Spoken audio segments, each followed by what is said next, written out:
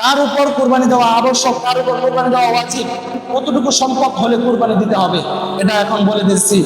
একজন সুস্থ পুরুষ, সুস্থ বালেগ পুরুষ এবং মহিলা যত মানুষ আছে, সুস্থ হতে হবে, সুস্থ বলতে পাগল না আর কি, বুঝছেন?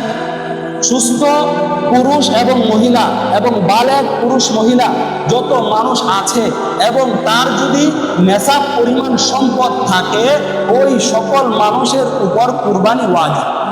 এখন কতটুকু সম্পদ হলে ওয়াজিব, এই বিষয়ে বলা হয়েছে একজন ব্যক্তির তার দৈনন্দিন যত তার চাহিদা আছে, দৈনন্দিন তার চলতে ফিরতে তার যতটুকু সম্পদ দরকার, এর চেয়ে বেশি, এর বাহিরে যদি 52.5 ভরি রূপা পরিমাণ যদি সম্পদ তার থাকে, 52.5 ভরি রূপার দাম বর্তমানে কত? 1-1.5 লাখ টাকা হবে।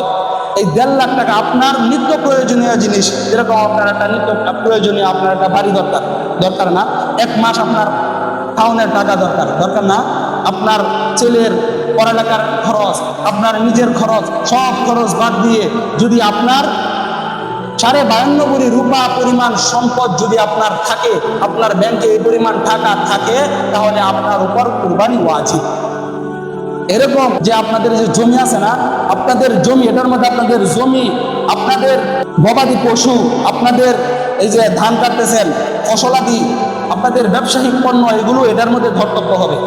যে ব্যক্তির এই সব কিছু মিলিয়ে প্রায় 1.5 লাখ টাকার উপরে হবে, ওই ব্যক্তির উপর কুরবানি ওয়াজিব, ওই ব্যক্তির কুরবানি দিতে হবে। এখন আপনারা কি এখন বুঝছেন কার উপর কুরবানি ওয়াজিব? সন্দেহ আছে আরো?